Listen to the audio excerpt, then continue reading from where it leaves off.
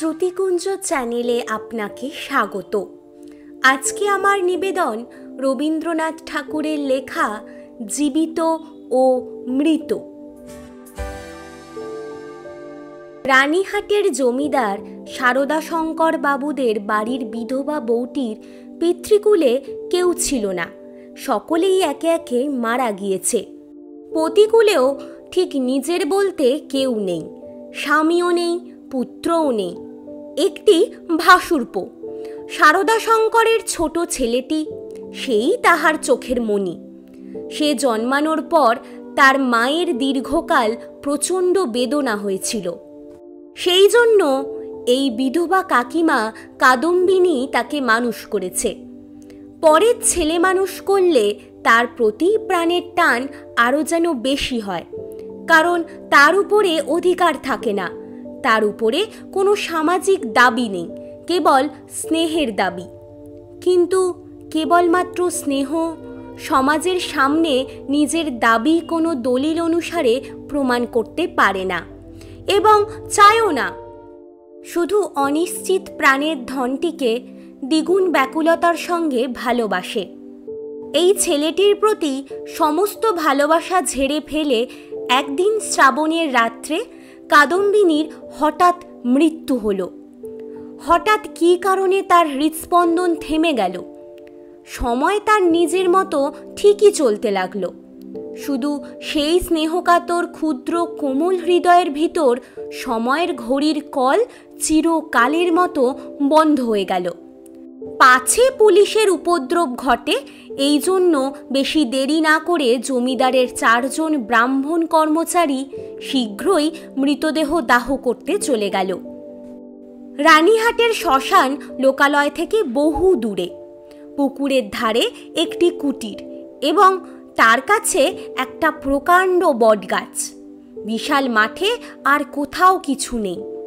আগে এখান দিয়ে নদী বইত, এখন নদী একেবারে শুকিয়ে গেছে। সেই শুকনো জলপথের একটা অংশ খুঁড়েই শ্মশানের পুকুরটি তৈরি করা হয়েছে। এখানকার লোকেরা এই পুকুরকেই পূর্ণ নদীর একটি প্রতিনিধি বলেই মনে করে। মৃতদেহ কুটিরের মধ্যে রেখে চিতার কাঠ আসবার অপেক্ষায় 4 জন বসে রইল। সময় এত দীর্ঘ মনে হতে লাগলো যে অধীর হয়ে 4 জনের মধ্যে নিতাই এবং গুরুচরণ কাঠ আনতে এত বিলম্ব হচ্ছে কেন দেখতে গেল। বিধু আর বনমালী মৃতদেহ আগলে বসে রইল। শ্রাবণের অন্ধকার রাত্রি, থমথমে মেঘ করে আছে, আকাশে একটি তারাও দেখা যায় না। অন্ধকার ঘরে দুজনে চুপ করে বসে আছে। একজনের চাদরে দেশলাই এবং বাতি বাঁধা ছিল, কিন্তু বর্ষাকালের দেশলাই বহু চেষ্টাতেও জ্বলল না। যে লণ্ঠন সঙ্গে ছিল সেটাও নিভে গেছে। অনেকক্ষণ চুপ থাকার পর একজন বলল, ভাইরে, 1 চিলিম তামাকের জোগাড় থাকলে খুব সুবিধা হতো, তাড়াতাড়িতে কিছুই আনা হয়নি। অন্যজন বলল, আমি চট করে এক দৌড়ে সব নিয়ে আসতে পারি। বনমালীর পালানোর মতলব বুঝে বিধু বলল, মাইরি, আর আমি বুঝি এখানে একলা বসে থাকব? আবার কথাবার্তা বন্ধ হয়ে গেল। 5 মিনিটকে 1 ঘন্টা বলে মনে হতে লাগলো। যারা কাঠ আনতে গিয়েছিল তাদেরকে এরা মনে মনে গালিগালাজ করতে লাগলো। তারা যে দিব্যি আরামে কোথাও বসে গল্প করতে করতে তামাক খাচ্ছে, এ সন্দেহ ক্রমশই তাদের মনে দৃঢ় হতে লাগলো। কোথাও কিছু শব্দ নেই, কেবল পুকুরধার থেকে অবিশ্রাম ঝিঝি এবং ব্যাঙের ডাক শোনা যাচ্ছে। এমন সময় হঠাৎ মনে হলো যেন খাটটা অল্প নড়ল, যেন মৃতদেহ পাশ ফিরে শুলো। বিধু আর বনমালী রাম নাম জপ করতে করতে কাঁপতে শুরু করল। হঠাৎ ঘরের মধ্যে একটা দীর্ঘ নিঃশ্বাস শোনা গেল।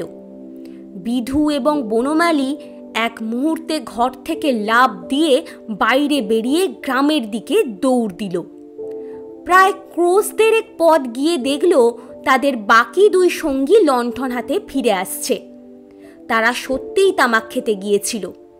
কাঠের কোনো খবর জানে না, তাই বলল গাছ কেটে কাঠ বের করতে হচ্ছে, শীঘ্রই রওনা দেবে।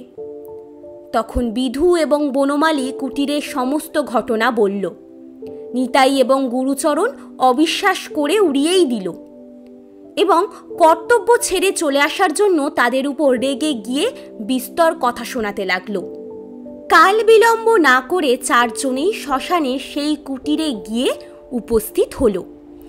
ঘরে ঢুকেই দেখল মৃতদেহ নেই, ফাঁকা খাট পড়ে আছে।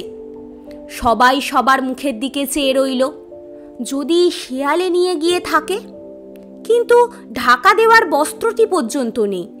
খুঁজতে খুঁজতে বাইরে গিয়ে দেখে কুটিরের দ্বারের কাছে খানিকটা কাদা জমেছিল, তাতে স্ত্রীলোকের সদ্য এবং ক্ষুদ্র পায়ের ছাপ। সারদা শঙ্কর সহজ লোক নন, তাকে এই ভূতের গল্প বললে হঠাৎ যে কোনো ভালো ফল পাওয়া যাবে এমন সম্ভাবনা নেই। তখন চারজনে অনেক পরামর্শ করে ঠিক করল যে দাহকার্য শেষ হয়ে গেছে, এরকম খবর দেওয়াই ভালো। ভোরের দিকে যারা কাঠ নিয়ে আসলো তারা খবর পেল যে দেরি হচ্ছে দেখে আগেই কাজ শেষ করা হয়ে গেছে এবং কুটিরের মধ্যে কাঠ রাখাই ছিল। এ সম্বন্ধে কারো সহজে সন্দেহ হতে পারে না, কারণ মৃতদেহ এমন কিছু বহুমূল্য সম্পত্তি নয় যে কেউ ফাঁকি দিয়ে চুরি করে নিয়ে যাবে। সকলেই জানেন প্রাণের যখন কোনো চিহ্ন পাওয়া যায় না তখনও অনেক সময় প্রাণ প্রচ্ছন্ন সুপ্ত অবস্থায় থাকে এবং সময় মতো আবার তার নিজের দেহে তার কাজ শুরু হয়। কাদম্বিনীও মরে। হঠাৎ কোনো কারণে তার হৃৎস্পন্দন বন্ধ হয়ে গিয়েছিল। জ্ঞান ফিরতেই যখন সে জেগে উঠল দেখল চারিদিকে ঘন অন্ধকার। অন্যান্য দিন সে যেখানে শুয়ে থাকে মনে হলো এটা সেই জায়গা নয়। একবার ডাকল, দিদি। অন্ধকার ঘরে কেউ সাড়া দিল না। ভয়ে উঠে বসল। মনে পড়ল সেই মৃত্যু শয্যার কথা, সেই হঠাৎ বুকের কাছে ব্যথা, একেবারে শ্বাসরোধের উপক্রম। তার বড় যা ঘরের কোণে বসে উনুনে খোকার জন্য দুধ গরম করছে। কাদম্বিনী আর দাঁড়াতে না পেরে বিছানার উপর আছাড় খেয়ে পড়ল।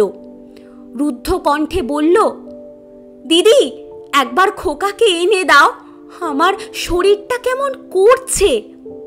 তাহার পর সমস্তই কালো হয়ে এলো, যেন একটি লেখা খাতার উপরে দোয়াত শুদ্ধ কালি গড়িয়ে পড়ল। খোকা তাকে একবার শেষবারের মতো তার সেই মিষ্টি ভালোবাসার স্বরে কাকিমা বলে ডেকেছিল কিনা বিধবার সেটাও মনে পড়ে না। প্রথমে মনে হলো জমালয় বুঝি এরকম নির্জন এবং অন্ধকার, সেখানে কিছুই দেখবার নেই, শোনবার নেই, কাজ করবার নেই, কেবল চিরকাল এমন জেগে বসে থাকতে হবে। তারপর যখন খোলা দরজা দিয়ে হঠাৎ একটা ঠান্ডা হাওয়া দিল এবং বর্ষার ব্যাঙের ডাক কানে প্রবেশ করল, তখন এক মুহূর্তে সে নিজের পার্থিব উপস্থিতি অনুভব করতে পারল। একবার বিদ্যুৎ চমকে উঠল। সামনে পুকুর, বটগাছ, বিশাল মাঠ এবং দূরের গাছের সারি এক পলকেই চোখে পড়ল। মনে পড়ল মাঝে মাঝে পুণ্যতিথি উপলক্ষে এই পুকুরেই এসে স্নান করেছে এবং মনে পড়ল সেই সময়ে এই শ্মশানে মৃতদেহ দেখে মৃত্যুকে কি ভয়ানক বলে মনে হতো। প্রথমে মনে হলো বাড়ি ফিরে যেতে হবে, কিন্তু তখনই ভাবল আমি তো বেঁচে নেই, আমাকে বাড়িতে মেনে নেবে কেন? সেখানে যে অমঙ্গল হবে। সবার থেকে আমি যে নির্বাসিত হয়ে এসেছি, আমি যে আমার প্রেতাত্মা। তাই যদি না হবে তাহলে সেই মাঝরাতে সারদা শঙ্করের বাড়ি থেকে এই দুর্গম শ্মশানে এলো কেমন করে? এখনো যদি তার শেষ কার্য শেষ না হয়ে থাকে তাহলে দাহ করার লোকজন গেল কোথায়? সারদা শঙ্করের আলোকিত বাড়িতে তার মৃত্যুর শেষের মুহূর্ত মনে পড়ল। তারপরেই এই বহু দূরবর্তী জনশূন্য অন্ধকার শ্মশানের মধ্যে নিজেকে একলা দেখে সে বুঝল, আমি এই পৃথিবীর জনসমাজের আর কেউ নই। আমি অকল্যাণকারিণী, আমি আমার প্রেতাত্মা। এই কথা মনে হতেই তার মনে হলো চারিদিক থেকে পৃথিবীর সব বন্ধন যেন ছিন্ন হয়ে গেছে, যেন তার মধ্যে রয়েছে অদ্ভুত শক্তি, অসীম স্বাধীনতা। সে যেন যেখানে ইচ্ছা যেতে পারে, যা ইচ্ছা করতে পারে। এই নতুন ভাবনার উদয় হতেই সে যেন একটা দমকা বাতাসের মতো ঘর থেকে বাইরে বেরিয়ে অন্ধকার শ্মশানের উপর দিয়ে চলল। মনে লজ্জা, ভয় ভাবনার লেশমাত্র থাকল না। হাঁটতে হাঁটতে পায়ে প্রচণ্ড ব্যথা এবং শরীর দুর্বল হয়ে পড়তে লাগল। মাঠের পর মাঠ আর শেষ হয় না। মাঝে মাঝে ধানের ক্ষেত, কোথাও বা এক হাঁটু জল দাঁড়িয়ে গেছে। যখন ভোরের আলো অল্প অল্প দেখা দিয়েছে, তখন কাছেই লোকালয়ের বাঁশঝাড় থেকে দুটো একটা পাখির ডাক শোনা গেল। তখন তার কেমন ভয় করতে লাগলো। পৃথিবীর সঙ্গে, জীবিত মানুষের সঙ্গে এখন তার কেমন নতুন সম্পর্ক তৈরি হয়েছে সে কিছুই জানে না। যতক্ষণ মাঠে ছিল, শ্মশানে ছিল, শ্রাবণ রাত্রির অন্ধকারের মধ্যে ছিল, ততক্ষণ সে যেন নির্ভয়ে ছিল, যেন নিজের রাজ্যে ছিল। দিনের আলোয় লোকালয় তার কাছে অতি ভয়ঙ্কর স্থান বলে মনে হতে লাগলো। মানুষ ভূতকে ভয় করে, ভূতও মানুষকে ভয় করে। মৃত্যু নদীর দুই পাড়ে দুইজনের বাস। কাপড়ে কাদা মেখে অদ্ভুত ভাবনা চিন্তা ও রাত জাগার ফলে পাগলের মতো হয়ে কাদম্বিনীর যেরকম চেহারা হয়েছিল, তাতে মানুষ তাকে দেখেই ভয় পেতে পারত এবং ছেলেরা বোধহয় দূরে পালিয়ে গিয়ে তাকে ঢেলা মারত। সৌভাগ্যক্রমে একটি পথিক ভদ্রলোক তাকে সর্বপ্রথমে এই অবস্থায় দেখতে পায়। সে এসে বলল, মা, তোমাকে ভদ্রবাড়ির বউ বলে মনে হচ্ছে। তুমি এ অবস্থায় একলা পথে কোথায় যাচ্ছ? কাদম্বিনী প্রথমে কোনো উত্তর না দিয়ে চেয়ে রইল। হঠাৎ কিছুই ভেবে পেল না। সে যে সংসারের মধ্যে আছে, তাকে যে ভদ্রবাড়ির বউয়ের মতো দেখাচ্ছে, গ্রামের পথে পথিক তাকে যে প্রশ্ন জিজ্ঞাসা করছে, এ সবই তার কাছে অভাবনীয় মনে হচ্ছিল। পথিক তাকে আবারও বলল, চলো মা, আমি তোমাকে ঘরে পৌঁছাইয়া দিই। তোমার বাড়ি কোথায় আমাকে বলো। কাদম্বিনী চিন্তা করতে লাগিল। শ্বশুর বাড়ি ফিরবার কথা ভাবাই যায় না, বাপের বাড়ি তো নেই। তখন ছেলেবেলার সইকে মনে পড়ল। সই যোগমায়ার সঙ্গে যদিও ছেলেবেলা থেকেই বিচ্ছেদ, তবুও মাঝে মাঝে চিঠিপত্র চলে। এক এক সময় রীতিমতো ভালোবাসার লড়াই চলতে থাকে। কাদম্বিনী জানতে চায় যে ভালোবাসা তার দিকেই প্রবল। যোগমায়া জানতে চায় যে কাদম্বিনী তার ভালোবাসার যথোপযুক্ত প্রতিদান দেয় না। কোনো সুযোগে একবার দুজনের দেখা হলে যে একদণ্ডকেও কাউকে চোখের আড়াল করতে পারবে না, এ বিষয়ে কোনো পক্ষেরই কোনো সন্দেহ ছিল না। কাদম্বিনী ভদ্রলোকটিকে বলল, নিশ্চিন্দাপুরে শ্রী পতিচরণ বাবুর বাড়ি যাব। পথিক কলকাতায় যাচ্ছিলেন। নিশ্চিন্দাপুর যদিও কাছাকাছি নয়, তবুও তার যাওয়ার পথেই পড়ে। তিনি স্বয়ং বন্দোবস্ত করে কাদম্বিনীকে শ্রী পতিচরণ বাবুর বাড়ি পৌঁছে দিলেন। দুই সইয়ে দেখা হলো। প্রথমে চিনতে একটু দেরি হয়েছিল, তারপরে ছোটবেলার অনেক মিল দুজনের চোখেই ক্রমশ ফুটে উঠতে লাগলো।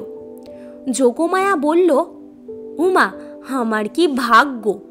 তোমার যে দর্শন পাবো এমন তো আমার মনেই ছিল না। কিন্তু ভাই, তুমি কি করে আসলে? তোমার শ্বশুরবাড়ির লোকেরা যে তোমাকে ছেড়ে দিল। কাদম্বিনী চুপ করেছিল। অবশেষে বলল, ভাই, শ্বশুরবাড়ির কথা আমাকে জিজ্ঞাসা করো না। আমাকে দাসীর মতো বাড়ির এক প্রান্তে একটু স্থান দিও, আমি তোমাদের কাজ করে দেব। যোগমায়া কহিল, উমা, সে কি কথা? দাসীর মতো থাকবে কেন? তুমি আমার সই, তুমি আমার। এমন সময় শ্রীপতি ঘরে প্রবেশ করল। কাদম্বিনী খানিকক্ষণ তার মুখের দিকে তাকিয়ে থেকে ধীরে ধীরে ঘর থেকে বাইরে চলে গেল। মাথায় কাপড় দেওয়া বা কোনো রকম সংকোচ বা সম্ভ্রমের চিহ্ন দেখা গেল না। পাছে তার সইয়ের সম্বন্ধে শ্রীপতি কিছু মনে করে, এজন্য ব্যস্ত হয়ে যোগমায়া নানাভাবে তাকে বোঝাতে শুরু করল। কিন্তু এতই অল্প বোঝাতে হলো এবং শ্রীপতি এত সহজে যোগমায়ার সব কথায় সায় দিল যে যোগমায়া মনে মনে একটু অসন্তুষ্ট হলো। কাদম্বিনী সইয়ের বাড়িতে আসলো, কিন্তু সইয়ের সঙ্গে মিশতে পারল না। মাঝে মৃত্যুর ব্যবধান। নিজের সম্বন্ধেই সর্বদা একটা সন্দেহ এবং চেতনা থাকলে পরের সঙ্গে মেশা যায় না। কাদম্বিনী যোগমায়ার মুখের দিকে দেখে এবং কি যেন ভাবে। মনে করে স্বামী এবং ঘরকন্যা নিয়ে ও যেন বহু দূরে আর এক জগতে আছে। স্নেহ মমতা এবং সমস্ত কর্তব্য নিয়ে ও যেন পৃথিবীর লোক, আর আমি যেন শূন্য ছায়া। ও যেন অস্বস্তির দেশে, আর আমি যেন অন্তরের মধ্যে। যোগমায়ারও কেমন যেন লাগলো, কিছুই বুঝতে পারল না। স্ত্রীলোক রহস্য সহ্য করতে পারে না, কারণ অনিশ্চিতকে নিয়ে কবিত্ব করা যায়, বীরত্ব করা যায়, পাণ্ডিত্য করা যায়, কিন্তু ঘরকন্যা করা যায় না। এই জন্য স্ত্রীলোক যেটা বুঝতে পারে না, হয় সেটার অস্তিত্ব মুছে দিয়ে তার সঙ্গে কোনো সম্পর্ক রাখে না, নয় তাহাকে নিজের হাতে নতুন রূপ দিয়ে নিজের ব্যবহারযোগ্য একটি সামগ্রী করে গড়ে তোলে। যদি দুয়ের কোনোটাই না পারে, তবে তার উপর ভীষণ রাগ করে থাকে। কাদম্বিনী যতই দুর্বোধ হয়ে উঠল, যোগমায়া তার উপর ততই রাগ করতে লাগলো। ভাবল, এ কি উপদ্রব কাঁধের উপর চাপল। আবার আর এক বিপদ। কাদম্বিনীর নিজেকে নিজে ভয় করে। সে নিজের কাছ থেকে নিজে কিছুতেই পালাতে পারে না। যাদের ভূতের ভয় আছে তারা নিজের ছায়াকে ভয় করে। যেখানে দেখতে পারে না সেইখানেই ভয়। কিন্তু কাদম্বিনীর নিজের মধ্যেই সব থেকে বেশি ভয়, বাইরে তার ভয় নেই। এই জন্য নির্জন দুপুরে সে একা ঘরে একদিন চিৎকার করে উঠত এবং সন্ধেবেলায় প্রদীপের আলোয় নিজের ছায়া দেখলে তার গা ছমছম করত। তার এই ভয় দেখে বাড়ি শুদ্ধ লোকের মনে কেমন একটা ভয় জন্মে গেল। চাকর দাসীরা এবং যোগমায়াও যখন তখন যেখানে সেখানে ভূত দেখতে শুরু করল। একদিন এমন হলো, কাদম্বিনী মাঝরাতে নিজের শোবার ঘর থেকে কেঁদে বাইরে বেরিয়ে এসে যোগমায়ার ঘরের দরজার সামনে এসে বসল। দিদি দিদি, তোমার দুটি পায়ে পড়ি গো, আমায় একলা ফেলে রেখো না। যোগমায়ার যেমন ভয়ও পেল তেমনই রাগও হলো।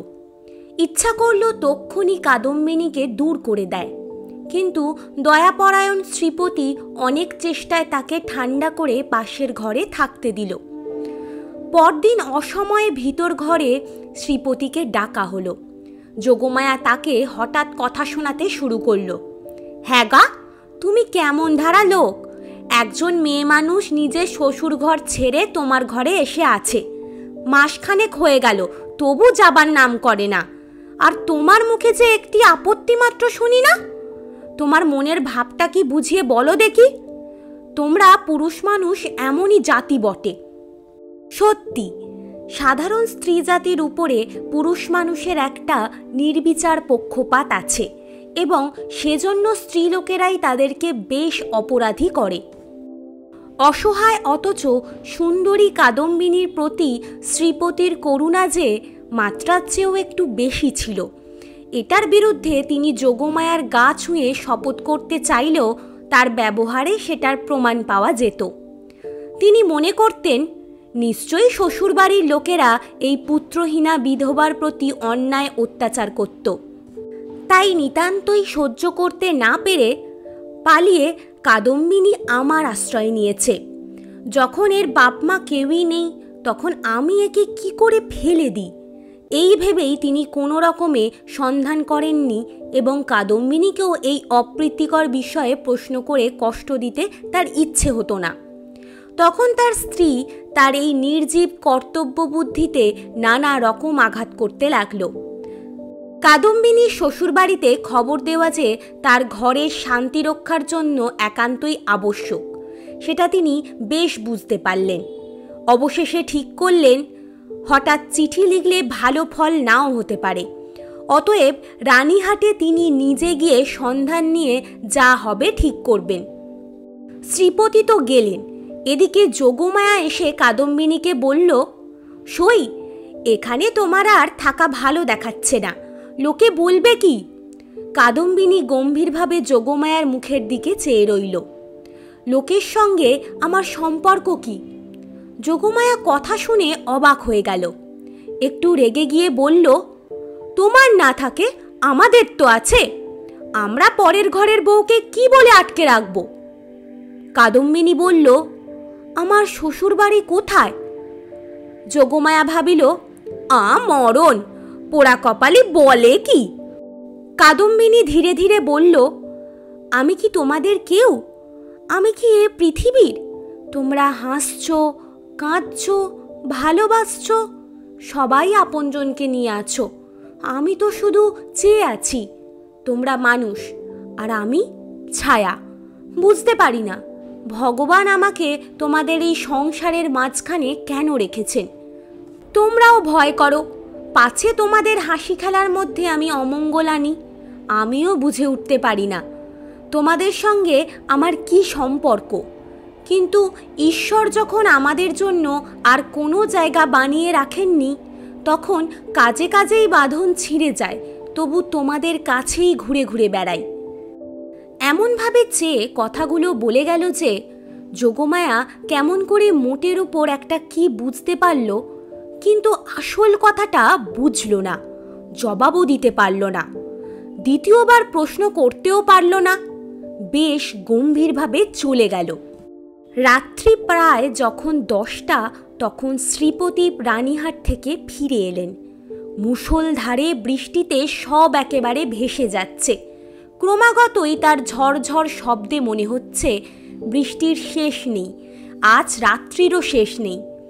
যোগমায়া জিজ্ঞেস করলেন, কি হলো? শ্রীপতি বললেন, সে অনেক কথা, পরে হবে বলে কাপড় ছেড়ে খাওয়া দাওয়া সারলেন এবং তামাক খেয়ে শুতে গেলেন। তাকে বেশ চিন্তিত লাগলো। যোগমায়া অনেকক্ষণ কৌতূহল চেপে রেখেছিলেন। শোবার ঘরের প্রবেশ করেই জিজ্ঞেস করলেন, কি শুনলে বলো? শ্রীপতি বললেন, নিশ্চয়ই তুমি একটা ভুল করেছ। এই শোনা মাত্রই যোগমায়া মনে মনে একটু রাগ করলেন। ভুল মেয়েরা কখনোই করে না, যদি বা করে কোনো বুদ্ধিমান পুরুষের সেটা উল্লেখ করা উচিত হয় না। নিজের ঘাড় পেতে নেওয়াই যুক্তিযুক্ত। যোগমায়া একটু রেগে বললেন, কি রকম শুনি? শ্রীপতি বললেন, যে স্ত্রীলোকটিকে তোমার ঘরে স্নান দিয়েছ সে তোমার সই কাদম্বিনী নয়। এমন কথা শুনলে সহজেই রাগ হতে পারে, বিশেষত নিজের স্বামীর মুখে শুনলে তো কথাই নেই। যোগমায়া বললেন, আমার সইকে আমি চিনি না, তোমার কাছে চিনে নিতে হবে? কি সব কথাবার্তা! শ্রীপতি বোঝালেন, এখানে কথাবার্তা কেমন সেটা নিয়ে কোনো তর্ক হচ্ছে না, প্রমাণ দেখতে হবে। যোগমায়ার সই কাদম্বিনী যে মারা গেছে তাতে কোনো সন্দেহ নেই। যোগমায়া বললেন, ওই শোনো, তুমি নিশ্চয়ই একটা গোলমাল পাকিয়ে এসেছো। কোথায় যেতে কোথায় গেছো, কি শুনতে কি শুনেছ তার ঠিক নেই। তোমাকে নিজে যেতে কে বলল? একখানা চিঠি লিখে দিলেই তো সব পরিষ্কার হয়ে যেত। তার কাজের প্রতি স্ত্রীর এরকম বিশ্বাসের অভাবে শ্রীপতি বেশ অসন্তুষ্ট হয়ে বিস্তারিতভাবে সবটা প্রমাণ করার চেষ্টা করলেন, কিন্তু কোনো ফল হলো না। দুজনেই হ্যাঁ না করতে করতে রাত কেটে গেল।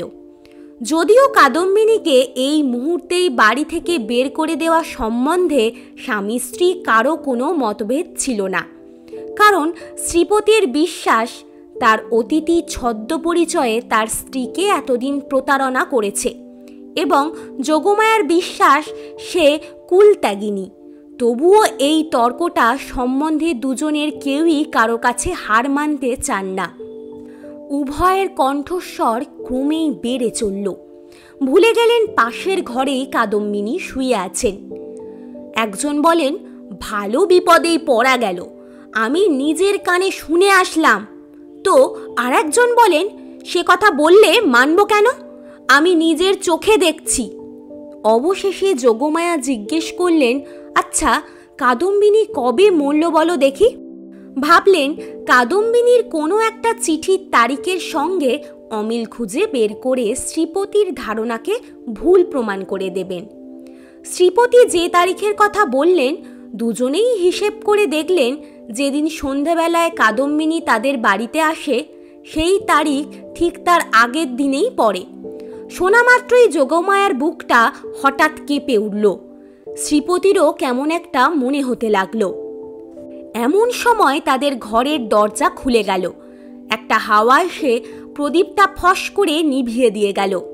বাইরের অন্ধকার প্রবেশ করে এক মুহূর্তে সমস্ত ঘরটা আগা গোড়া আচ্ছন্ন করে ফেলল। কাদম্বিনী একেবারে ঘরের ভিতরে এসে দাঁড়ালো। তখন রাত্রি 2:30 প্রহর হয়ে গিয়েছে। বাইরে অবিশ্রাম বৃষ্টি পড়ছে। কাদম্বিনী বলল, সই আমি তোমার সেই কাদম্বিনী, কিন্তু এখন আমি আর বেঁচে নেই, আমি মরে গেছি। যোগমায়া ভয়ে চিৎকার করে উঠলেন। শ্রীপতির কোনো কথা বলতে পারলেন না। কিন্তু আমি মরেছি, এটা ছাড়া তোমাদের কাছে আর কি অপরাধ করেছি? আমার যদি এই ইহলোকে স্থান না হয়, পরলোকেও স্থান না হয়, ওগো আমি তবে কোথায় যাব? তীব্র কণ্ঠে চিৎকার করে যেন এই গভীর বর্ষার রাতে সুপ্ত বিধাতাকে জাগ্রত করে দিয়ে জিজ্ঞেস করল, ওগো আমি তবে কোথায় যাব? এই বলে জ্ঞানশূন্য দম্পতিকে অন্ধকার ঘরে ফেলেই এই জগতে কাদম্বিনী নিজের স্থান খুঁজতে বেরিয়ে পড়ল। কাদম্বিনী যে কেমন করে রানীহাটে ফিরে গেল সেটা বলা কঠিন, কিন্তু প্রথমে কাউকেই দেখা দিল না। সমস্ত দিন অনাহারে একটা ভাঙা পোড়ো মন্দিরে কাটিয়ে দিল।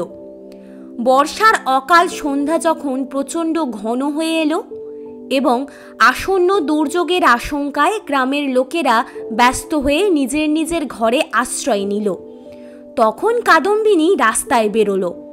শ্বশুরবাড়ির দুয়ারে গিয়ে একবার তার হৃৎস্পন্দন ফিরে এসেছিল, কিন্তু মস্ত ঘোমটা টেনে যখন ভিতরে প্রবেশ করল, দাসী ভেবে রক্ষীরা কোনো রকম বাধা দিল না। এমন সময় বৃষ্টি প্রবল বেগে শুরু হলো, বাতাসও খুব জোরে বইতে লাগলো। তখন বাড়ির গিন্নি সারদা শঙ্করের স্ত্রী তার বিধবা ননদের সঙ্গে তাস খেলছিলেন। ঝি ছিল রান্নাঘরে এবং অসুস্থ খোকা জ্বর হওয়ার কারণে শোবার ঘরে ঘুমাচ্ছিল। কাদম্বিনী সকলের নজর এড়িয়ে সেই ঘরে গিয়ে প্রবেশ করল।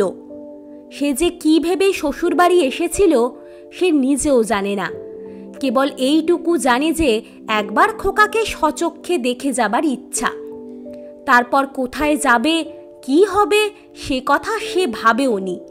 প্রদীপের আলোয় দেখল রুগ্ন শীর্ণ খোকা হাত মুঠো করে ঘুমিয়ে আছে। দেখে তার ভারী কষ্ট হলো। তাকে একবার বুকে চেপে না ধরলে কি বাঁচা যায়? আর তারপর মনে পড়ল, আমি নেই, খোকাকে দেখবার কে আছে? ওর মা সঙ্গ ভালোবাসে, গল্প ভালোবাসে, খেলা ভালোবাসে। এতদিন আমার হাতে ভার দিয়েই সে নিশ্চিন্ত ছিল। কখনো তাকে ছেলে মানুষ করবার কোনো দায় পোহাতে হয়নি। আজ খোকাকে কে তেমন করে যত্ন করবে? এমন সময় খোকা হঠাৎ পাশ ফিরে ঘুমের মধ্যেই বলে উঠল, কাকিমা জল দে। আহ, মরে যাই, সোনা আমার, তোর কাকিমাকে এখনো ভুলিসনি? তাড়াতাড়ি কুঁজো থেকে জল গড়িয়ে খোকাকে বুকের ওপর তুলে কাদম্বিনী তাকে জল খাওয়ালো। যতক্ষণ ঘুমের ঘোর ছিল ততক্ষণ আগের অভ্যাস মতো কাকিমার হাতে জল খেতে খোকার কিছুই আশ্চর্য মনে হলো না। অবশেষে কাদম্বিনী যখন বহুকালের আকাঙ্ক্ষা নিয়ে তার মুখে চুম্বন করল, তাকে আবার শুইয়ে দিল, তখন তার ঘুম ভেঙে গেল এবং কাকিমাকে জড়িয়ে ধরে জিজ্ঞেস করল, কাকিমা, তুই মরে গিয়েছিলি? কাকিমা কহিল, হ্যাঁ রে খোকা, আবার তুই খোকার কাছে ফিরে এসেছিস, আর তুই মরে যাবি না? এর উত্তর দেওয়ার আগেই একটা গোলযোগ বাঁধল। ঝি এক বাটি সাবু হাতে করে ঘরে প্রবেশ করেছিল। হঠাৎ বাটি থেকে মাগো বলেই আছাড় খেয়ে পড়ে গেল। চিৎকার শুনে তাস ফেলে গিন্নি ছুটে এলেন। ঘরে ঢুকতেই তিনি একেবারে কাঠের মতো হয়ে গেলেন, পালাতেও পারলেন না, মুখ দিয়ে একটি কথাও বেরোলো না। এই সব ব্যাপার দেখে খোকারও মনে ভয়ের সঞ্চার হলো। সে কেঁদে বলে উঠল, কাকিমা, তুই যা। কাদম্বিনী অনেক দিন পরে আজ অনুভব করেছে যে সে মরেনি। সেই পুরনো দুয়ার, সেই সব কিছু, সেই খোকা, সেই স্নেহ তার কাছে সমান জীবন্তভাবেই আছে। এর মধ্যে কোনো বিচ্ছেদ, কোনো ব্যবধান জন্মায়নি। সইয়ের বাড়ি গিয়ে অনুভব করেছিল ছেলেবেলার সে সই মরে গিয়েছে। খোকার ঘরে এসে বুঝতে পারল খোকার কাকিমা তো এক তিলও মরেনি। ব্যাকুলভাবে বলল, দিদি, তোমরা আমাকে দেখে কেন ভয় পাচ্ছ? এই দেখো, আমি তোমাদের সেই তেমনই আছি। গিন্নি আর দাঁড়িয়ে থাকতে পারলেন না, জ্ঞানশূন্য হয়ে পড়ে গেলেন। ভগ্নীর কাছে খবর পেয়ে সারদা শঙ্কর বাবু স্বয়ং ভিতরে এলেন। তিনি হাত জোর করে কাদম্বিনীকে বললেন, ছোট বৌমা, এই কি তোমার উচিত হয়? সতীশ আমার বংশের একমাত্র ছেলে, ওর প্রতি তুমি কেন নজর দিচ্ছ? আমরা কি তোমার পর? তুমি যাওয়ার পর থেকেই ও প্রতিদিন শুকিয়ে যাচ্ছে, ওর ব্যামও আর ছাড়ে না, দিনরাত শুধু কাকিমা কাকিমা করে। যখন সংসার থেকে বিদায় নিয়েছ, তখনই মায়ার বাঁধন ছিঁড়ে চলে যাও, আমরা তোমার যথোচিত সৎকার করব। তখন কাদম্বিনী আর সইতে পারল না, তীব্র কণ্ঠে বলে উঠল, ওগো, আমি মরিনি গো, আমি মরিনি। আমি কেমন করে তোমাদের বোঝাবো আমি মরিনি? এই দেখো, আমি বেঁচে আছি। বলে কাঁসার বাটিটা মাটি থেকে তুলে কপালে আঘাত করতে লাগলো। কপাল ফেটে রক্ত বের হতে লাগলো। তখন বলল, এই দেখো, আমি বেঁচে আছি।